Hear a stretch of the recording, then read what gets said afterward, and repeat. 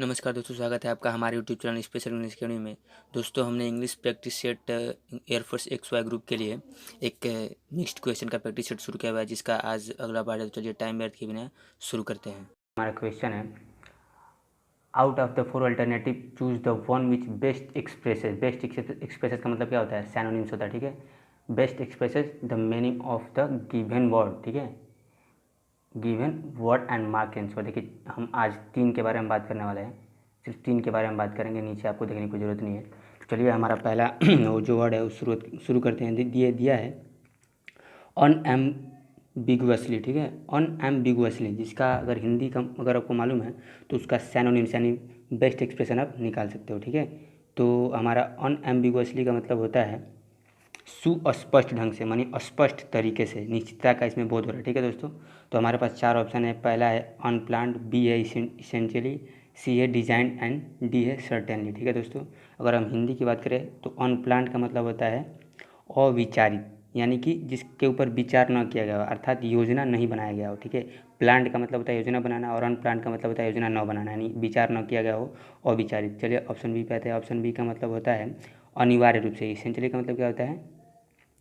अनिवार्य रूप से होता है। ठीक है दोस्तों, ऑप्शन सी पे आते हैं। ऑप्शन सी मतलब डिजाइंड। डिजाइन का मतलब होता है परिकल्पना करना या रचना करना। ठीक है, और ऑप्शन डी पे आते हैं। ऑप्शन डी का मतलब होता है निश्चित रूप से। तो हमारा जो अनएम्बिगुअसली का मतलब होता है सुस्पष्ट ढंग से, यानी स्पष्ट तरीके से, अर्थात अनएम्बिगुअसली में निश्चितता का बोध हो रहा है। तो सर्टेनली का मतलब निश्चित रूप से होता है। तो हमारा ऑप्शन डी जो है पहले का अनएम्बिगुअसली का सिनोनिम्स, ऑप्शन डी हमारा सर्टेनली यहाँ पर सही होगा। चलिए अगले वर्ड पे आते हैं। हमारा क्वेश्चन दूसरा है, क्वेश्चन 2 है ब्लाइट। ठीक है, और ब्लाइट का मतलब अगर हिंदी की बात करें दोस्तों तो होता है विनाश करना। ब्लाइट का मतलब होता है विनाश करना। ठीक है, यानी र्यूंड, बर्बाद करना, विनाश करना। ठीक है, चलिए अगले अगले हम अपने ऑप्शन पे आते हैं। हमारा ऑप्शन है प्रोस्पेरिटी, ऑप्शन बी है करप्शन, ऑप्शन सी है प्रोटेक्शन एंड ऑप्शन डी है बोन।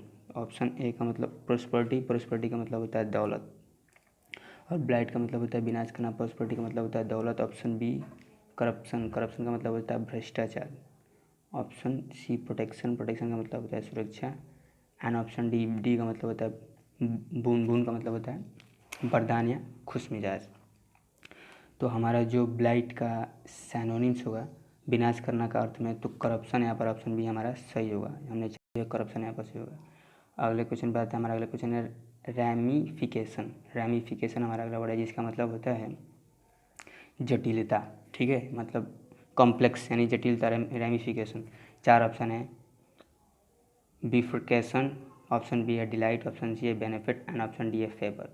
अगर ऑप्शन है बिफर्केशन के बारे में बात करें तो इसका मतलब होता है द्विशखन। द्विशखन मतलब कि जटिलता ही होता है एक प्रकार से। तो हमारा ऑप्शन है रैमिफिकेशन का बिफर्केशन, हमारा ऑप्शन ए ही यहाँ पर सैनोनिम्स के रूप में सही होगा। चलिए ऑप्शन बी के बारे में बात करें। ऑप्शन बी का मतलब डिलाइट, डिलाइट का मतलब होता है खुशी, और रैमिफिकेशन मतलब जटिलता है, तो ये इसका कोई संबंध ही नहीं है। अगला वर्ड है सी बेनिफिट। तो बेनिफिट का मतलब होता है खुशी। जटिलता और खुशी एक दूसरे के एंटोनिम्स होते हैं, ना कि सैनोनिम्स। ठीक है, तो अब अगले वर्ड पे आते हैं। डिलाइट का मतलब, बेनिफिट का मतलब होता है लाभ या सुविधा। ठीक है, डिलाइट का मतलब होता है खुशी, बेनिफिट लाभ या सुविधा। जटिलता और लाभ सुविधा में कोई संबंध नहीं है। फेवर का मतलब होता है पक्ष लेना। तो हमारा ऑप्शन बी जो है ना, ऑप्शन ए है, रैमिफिकेशन का ऑप्शन है बिफर्केशन। तो यहाँ पर हमारा ऑप्शन बी यहाँ पर सही होगा। तो ये हमारा सैनोनिम्स था। अगले टॉपिक पे आते हैं। हमारा अगला टॉपिक है एंटोनिम्स। तो वर्ड हमारा है डाइवर्ज।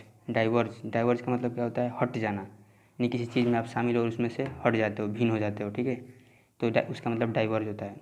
चलिए ऑप्शन के बारे में बात करते हैं। ऑप्शन है फ्रैगमेंट। फ्रैगमेंट का मतलब होता है टुकड़े टुकड़े हो जाना। तो देखिए ये एक दूसरे के सैनोनिम्स है, और हमें अब क्या चाहिए?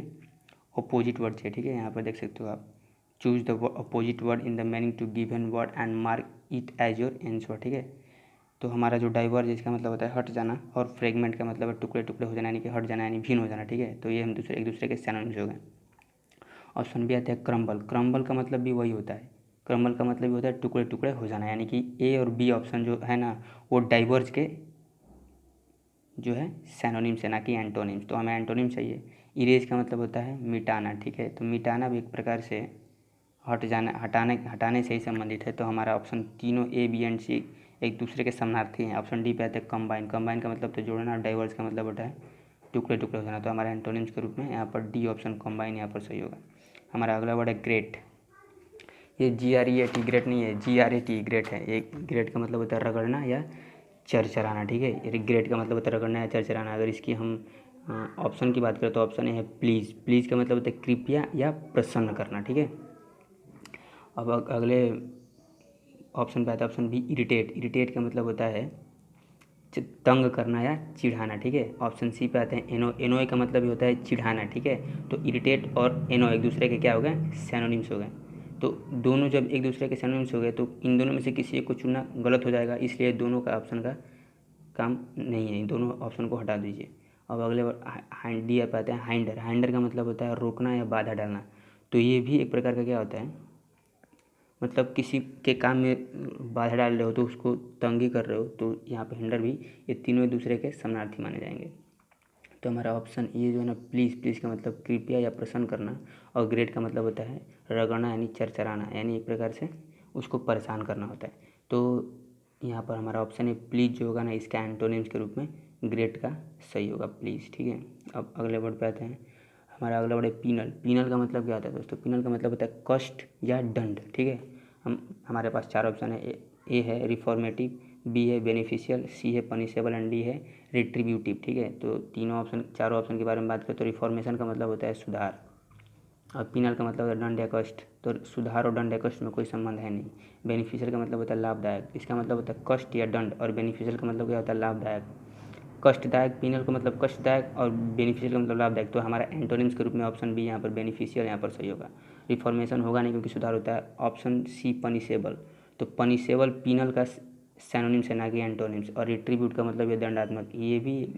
ये दोनों सेम अर्थ रखते हैं। पनिशेबल एंड रिट्रीब्यूशन एक दूसरे के सेम मीनिंग वाले हैं, तो ये दूसरे के सैनोनिम्स हो गए, और ये इसके सैनोनिम्स है ना कि एंटोनिम्स। तो हमारा ऑप्शन बी जो है एंटोनिम्स के रूप में बेनिफिशियल हमारा सही होगा। तो ये हमारे सैनोनिम्स और एंटोनिम्स के ख़त्म हो गए। देखिए हमारा जो फ्रेजल वर्ब है, हमारा क्वेश्चन नंबर 21 दिया keep once feet on the ground. मतलब इसका मतलब होता है कि अपना पैर ज़मीन पर रखें, यानी कि ज़मीन पर रहें, हवा में ना उड़ें, ठीक है। इसका तात्पर्य है। अगर हम इडियम्स या फ्रेजेस का शाब्दिक अर्थ लेके उसका अर्थ निकाले तो दोस्तों गलत हो जाता है। तो यहाँ पर शाब्दिक अर्थ नहीं देते, उनके विचारों को समझते कि वो उस सेंटेंस से क्या कहना चाहता है। तो इसका मतलब यही होता है कि अपना पैर ज़मीन पर रखें, ठीक है। Keep 1 feet on the ground यानी ज़मीन पर है, उड़े ना। चलिए ऑप्शन के बारे में बात करते हैं। हमारा ऑप्शन ए है to be humble. To be humble का मतलब होता है नम्र रहें। ऑप्शन बी है to remain calm and stable. इसका मतलब होता है शांत बने और स्थिर रहें, ठीक है। ऑप्शन सी पे आता है। ऑप्शन सी है हमारा टू बिकम फेमस। इसका मतलब होता है प्रसिद्ध होना, ठीक है। और ऑप्शन डी का मतलब है टू अचीव सक्सेस क्विकली, मतलब सफलता बड़ी तेज़ी से प्राप्त करना, ठीक है। तो हमारा ऑप्शन ए और ऑप्शन बी में थोड़ा कन्फ्यूजन है, नम्र रहें या to remain calm and stable. इसका मतलब क्या होता है, दोनों में से हम किसी एक पर टिक कर सकते हैं, लेकिन हमारा जो ऑप्शन बी है ना to remain calm and stable, ये हमारा ज़्यादा स्टेबल यहाँ पर लग रहा है आंसर के रूप में। Keep 1 feet on the ground यानी to remain calm and stable phrasal verb के रूप में हमारा ये सही होगा, ठीक है। और इसकी हिंदी बात करें तो इसकी हिंदी है कि शांत बने और स्थिर रहें। तो हमारा ये पहला इडियम्स एंड फ्रेजेस था। चलिए अगले वाले पे आते हैं। हमारा अगला है, मैं थोड़ा बड़ा कर दूँ। देखिए क्वेश्चन नंबर 21 तो दिया है कि लीव वंस ऑन डिवाइस, ठीक है। अगर इसकी हिंदी की बात करें दोस्तों तो इसकी हिंदी किसी को उसकी हालत पर छोड़ना, मतलब जो जैसा जो करना चाहता है उसको वैसे ही करने दो, इसका ये तात्पर्य होता है। इसका हम शाब्दिक अर्थ नहीं निकाल सकते। Leave one to one's own device, ठीक है। देखिए यहाँ पर वन का प्रयोग इंट्रोडक्टरी सब्जेक्ट के रूप में हुआ है, ठीक। और उसके लिए अपने के अर्थ में यानी क्या बोलते हैं पोसेसिव एडजेक्टिव के रूप में वंस का प्रयोग होता है। यहाँ पे वंस दिया हुआ है, वंस। वन के लिए वंस का प्रयोग, जैसे आई के लिए माई का प्रयोग होता है पोसेसिव एडजेक्टिव के रूप में, उसी तरह से यहाँ पर वन के लिए वंस का प्रयोग होता है, ठीक है। चलिए दोस्तों, तो हमारा चार ऑप्शन के बारे में बात करते हैं। ऑप्शन है to make one rely on oneself. इसका मतलब होता है खुद के ऊपर निर्भर रहने दे, किसी को खुद के ऊपर निर्भर रहने दे, ठीक है। ऑप्शन बी पे आते हैं। इसका मतलब to let one do as one wants. इसका मतलब कि जो जैसा करना चाहता है उसे करने दे। हमारा ऑप्शन सी है let someone work on his own. इसका मतलब किसी को उसे अपना कार्य करने दो, ठीक है। अर्थात हमारा ऑप्शन सी जो है ना यही हमारा सही होगा, क्योंकि leave one to one's device का तात्पर्य let someone work on his own, मतलब किसी को उसके हाथ पर छोड़ दो, अर्थात किसी को उसके अपना कार्य करने दो, ठीक है। और ऑप्शन सी डी पे आते हैं, सेट सम फ्री, मतलब इसका मतलब कि स्वतंत्रता से रहने दे। तो हमारा ऑप्शन सी यहाँ पर leave one to one's own device के रूप में यहाँ पर सही होगा, ठीक है। तो ये हमारे फ्रेजल वर्ब थे, तो हम आज 2 ही फ्रेजल वर्ब रहते थे, बाकी के ये जो नीचे वाले हैं तो हम अगले एपिसोड में आपको बताने वाले हैं, ठीक है। तो चलिए हम अपने अब आते हैं वन वर्ड सब्स्टिट्यूशन पे। देखिए दिया है कि ऑब्सेंस ऑफ गवर्नमेंट, इसकी हिंदी की बात करते तो इसकी हिंदी है कि वहाँ जहाँ सरकार की उपस्थिति नहीं है, मतलब ऑब्सेंस ऑफ गवर्नमेंट, जहाँ सरकार नहीं है किसी की भी। तो हमारे 4 ऑप्शन है, ए है डेमोक्रेसी, बी है मोनार्ची, सी है एनार्ची एंड डी है एमनेस्टी। दोस्तों अगर हम ऑप्शन की हिंदी की बात करें तो डेमोक्रेसी का मतलब होता है लोकतंत्र तब होगा जब प्रेजेंट ऑफ गवर्नमेंट होगा, तो हमारा ऑप्शन ए गलत हो जाएगा। ऑप्शन बी आते हैं मोनार्ची का मतलब होता है एक तंत्र, ठीक है। तो एक तंत्र का मतलब यहाँ नहीं होगा, one who make rule for himself, ठीक है। तो इसका मतलब होता है कि वह होगा जो खुद के लिए अपना अलग कानून बनाए, नियम बनाए, तो उसके लिए मोनार्ची का प्रयोग करते हैं। तो हमारा ऑप्शन बी भी गलत हो जाएगा। हमारा ऑप्शन सी है एनआरची का मतलब होता है अराजकता या अशासन, यानी कि देखिए प्रेजेंट ऑफ गवर्नमेंट होगा तो इसका मतलब होता है शासन, लेकिन ऑप्शन ऑफ गवर्नमेंट का मतलब होता है अशासन। तो हमारा option C one word substitution के रूप में एनआरची का प्रयोग होगा, क्योंकि इसका मतलब होता है अशासन। ऑप्शन डी पे आते हैं। ऑप्शन डी की हिंदी की बात करें तो डी का होता है एमनेस्टी, यानी क्षमादान होता है, ठीक है। तो हमारा ऑप्शन डी तो ऐसे गलत होगा, तो हमारा ऑप्शन सी के रूप में एनआरसी का प्रयोग होगा ऑप्शन ऑफ गवर्नमेंट के लिए। अगला हमारा जो क्वेश्चन है कि belong to the same period of time, मतलब इसकी हिंदी की बात करें तो इसकी हिंदी है कि समकालीन से संबंध रखने वाला, मतलब एक साथ, जैसे कि कुछ दोस्त होते हैं एक साथ पढ़ाई करते हैं तो उनको बोला था कि belonging to the same period of time, मतलब एक साथ का समकालीन वक्त, ठीक है।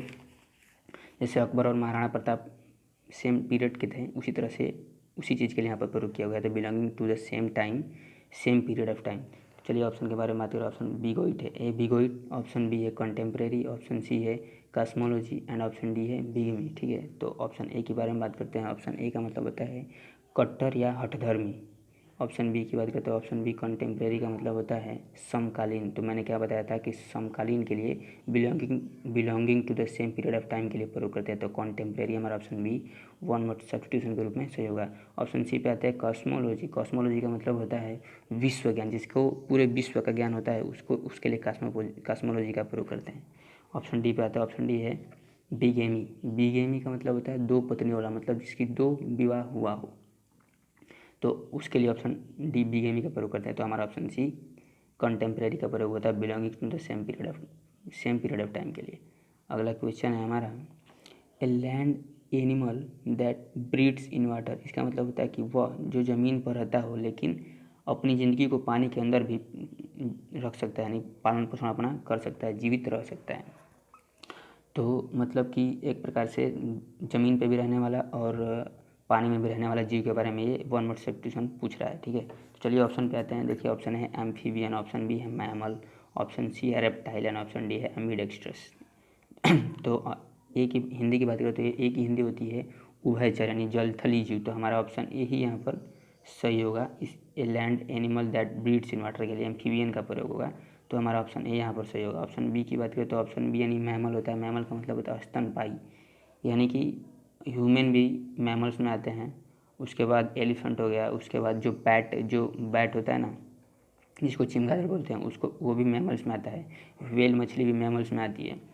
तो मैमल्स स्तनधारी के लिए प्रयोग किया जाता है, ठीक है। चलिए ऑप्शन सी पे आता है रिप्टाइल। रिप्टाइल का मतलब होता है रेंगने वाला, अर्थात कीड़ा, स्नैक हो गया, चींटी हो गई, उसके बाद से बहुत सारे जीव जो रेंग कर चढ़ने वाले होते हैं उनके लिए रेप्टाइल का प्रयोग किया जाता है।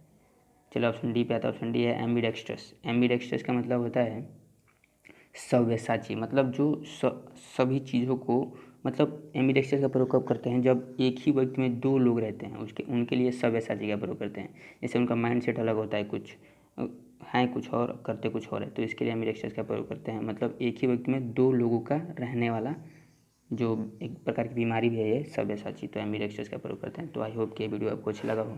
तो चैनल को सब्सक्राइब करें, वीडियो को लाइक करें और अपने दोस्तों में शेयर करें।